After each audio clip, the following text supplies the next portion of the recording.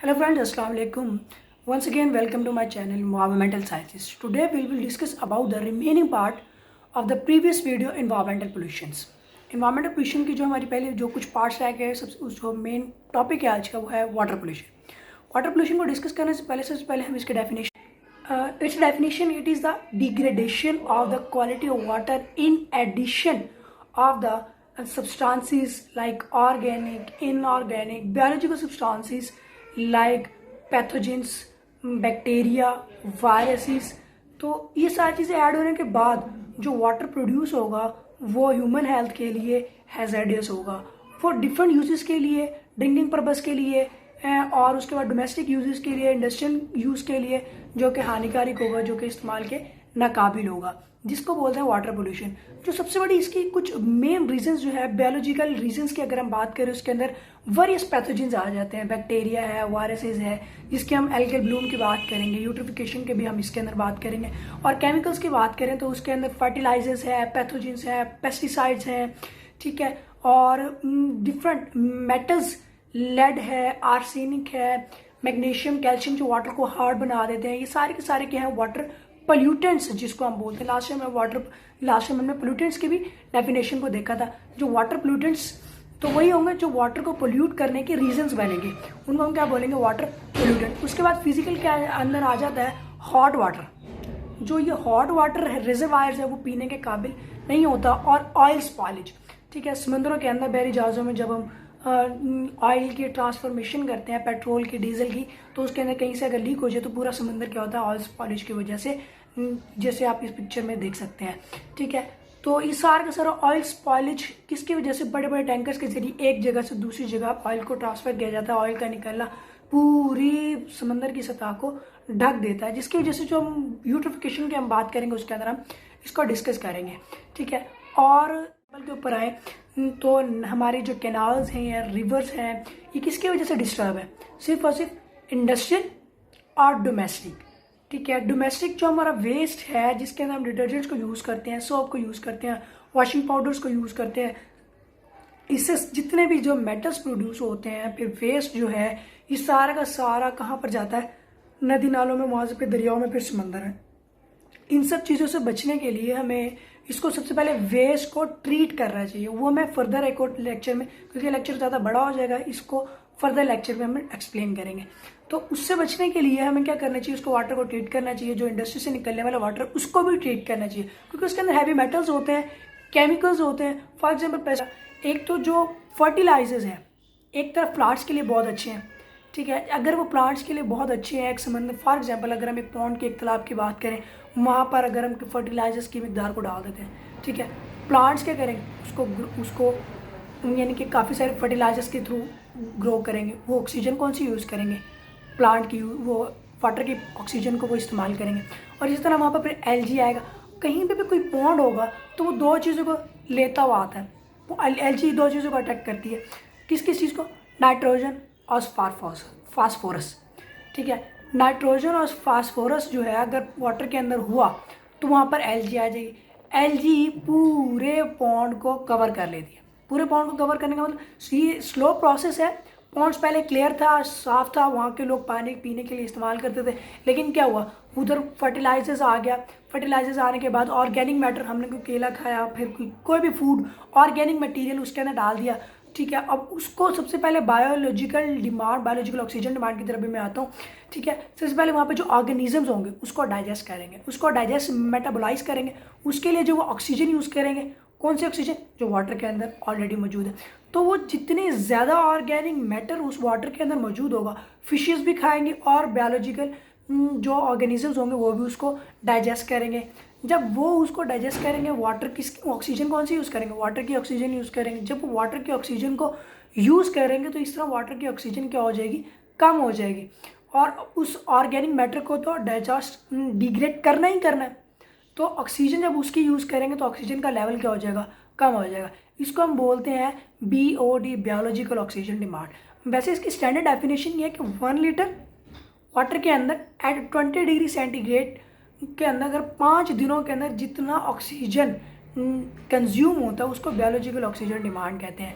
ठीक है। In 1 litre at 20 degree centigrade how much oxygen is utilised और consumes by the organisms in the water. Water के अंदर जितने भी ऑर्गेनिजम्स हैं उसके अंदर वायरसेस भी हो सकते हैं, बैक्टीरिया भी होते हैं, जो उस ऑक्सीजन को कंज्यूम करेंगे उसको बोलते हैं बायोलॉजिकल ऑक्सीजन डिमांड। तो इस तरह इसकी एक और डेफिनेशन आ जाती है COD की, केमिकल ऑक्सीजन डिमांड। ये प्रोसीजर थोड़ा कम डेज का होता है, ये कुछ घंटों का होता है। तो इसके अंदर केमिकल्स को इस्तेमाल किया जाता है उस वाटर की, पोल्यूटेड वाटर की ऑक्सीजन को चेक करने के लिए। ये मोस्टली क्या होता है, पोल्यूटेड वेस्ट वाटर के अंदर हम इसको BOD और COD को चेक करते हैं। ये क्लियर वाटर में, फ्रेश वाटर के अंदर इस्तेमाल नहीं करते हैं इन टर्म्स को।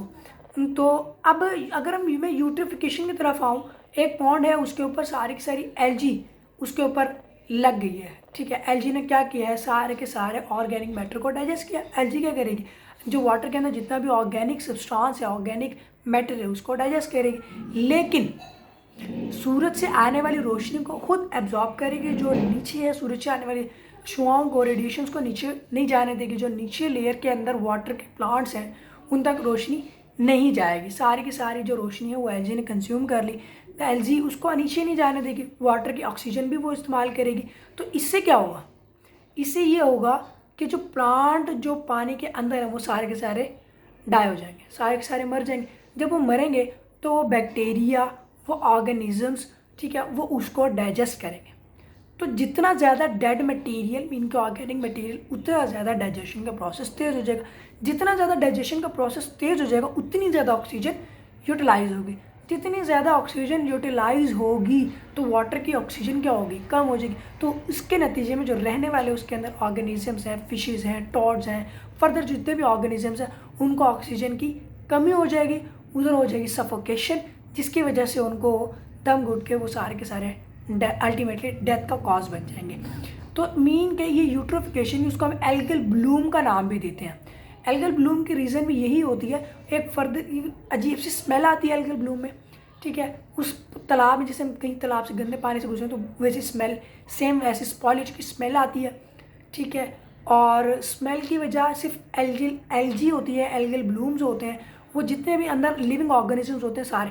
मीन के जब फिशेस को खाने के लिए कुछ नहीं मिला, फिशेस डेथ कर गई, फिशेस को फिर और यानी कि उनको डिग्रेड करने के लिए और ऑर्गेनिजम्स आएंगे, उनको डिग्रेड करेंगे और ऑक्सीजन यूटिलाइज होगी। मीन का आहिस्ता आहिस्ता उस वाटर की सारी जो ऑक्सीजन होगी वो ख़त्म हो जाएगी। इसे मतलब को यूट्रोफिकेशन बोलते हैं। अब वाटर की दूसरी एग्जाम्पल अगर हम बात करें, ऑयल स्पॉलेज। समंदर की सतह पे सारा का सारा ऑयल लग गया। इसी तरह सूरज की रेडिएशन अब क्या होंगी, अंदर नहीं जा सकती। जब रेडिएशन अंदर नहीं जाएंगी तो वहाँ पर जो प्लांट्स होंगे वो फोटोसिंथेसिस नहीं करेंगे, अल्टीमेट वो डेथ हो जाएंगे। फिर उनको फर्दर फिशेस के लिए कुछ नहीं बचेगा खाने के लिए, जो फिशेस के लिए कुछ नहीं बचेगा, फिशेस भी डेथ कर जाएंगे। फिर जितनी ज़्यादा डेथ ऑर्गेनिक मैटर बढ़ता जाएगा वैसे वैसे जो इसका बायोडिग्रेडेबल का अमल है वो बढ़ता जाएगा, जिसकी वजह से वाटर की ऑक्सीजन कम होती जाएगी, वाटर की क्वालिटी बिल्कुल ही ख़त्म हो जाती जाएगी। तो जितनी ज़्यादा वाटर की क्वालिटी ख़त्म, मतलब कि ऑक्सीजन कम, वाटर की क्वालिटी भी बिल्कुल ख़त्म, वो ह्यूमन यूज़ के लिए बिल्कुल बचेगा नहीं। तो ये थी हमारी आज की वीडियो जिसके अंदर हमने वाटर पोल्यूशन को डिस्कस किया। तो वाटर पोल्यूशन को हम कम कैसे कर सकते हैं, इसके अंदर वाटर ट्रीटमेंट, सबसे ज़्यादा वाटर ट्रीटमेंट, ऑर्गेनिक मैटर। अब बाकायदा तो हम कहते हैं कुछ खाने के लिए हमने डाल दिया तो मछलियों का फ़ायदा होगा, लेकिन वो उल्टा नुकसान के अंदर जाता है। हमें ऑर्गेनिक मैटर्स को जितना हो सके वाटर के अंदर कम डालना, हमारे फ्रेश वाटर हमने उसको बचाना है, ठीक है। उसके बाद जो हमारा सीवेज वाटर है, ठीक है, और इंडस्ट्रियल इफ्लुएंस है, उनको ट्रीट करके एक बाकायदा रूल एंड रेगुलेशन गवर्नमेंट ने जारी किया हुआ, लेकिन इसके ऊपर अमल कोई नहीं करता। ये सारे रूल्स को फॉलो करना है, ठीक है, और सारा ट्रीट करवा के हैवी मेटल से बचा के ये सारे के सारा क्या करना है हमने वाटर के अंदर है। अब वैसे भी हमें पता होना चाहिए कि वाटर जो है हमारी ज़मीन पे, फॉर एग्जांपल 3/4 वाटर है, उसके अंदर से 100% में थे 97% ओशंस और सीज़ का वो पीने के काबिल नहीं है, जिसमें से बचा 3% में जो 2% है वो सारा का सारा आइस कैप्स, पोलर एप्स, बर्फ़ की सूरत में फ्रीज़ है। उसमें से बचा 1%, जो 1% है वो हमारे कैनाल्स के अंदर, रिवर्स के अंदर है, फ्रेश वाटर के तौर पे जो हमें यूटिलाइज़ होने के लिए, वाटर टेबल का भी इसी के अंदर आ जाता है, जो हमें यूटिलाइज़ होने के लिए अवेलेबल है।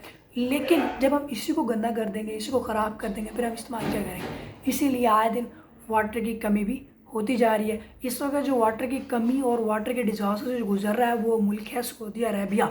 उसको वो समंदर का पानी इस्तेमाल करता है, उसको यूटिलाइज उसको उसके अंदर साल्ट की क्वालिटी को कम करता है, साल्ट अलग निकालता है। मीन के इसी तरह अब आगे जाके हमें भी लगता है कि इंडिया, पाकिस्तान, बांग्लादेश जैसे इनके हालात हैं वो भी हमारे कंट्रीज़ में भी सऊदीया वाले हालात आ जाएंगे। लेकिन हम सऊदीया की तरह वाटर को ट्रीट करके जगह जगह तक पानी देना बहुत ज़्यादा मुश्किल हो जाएगा।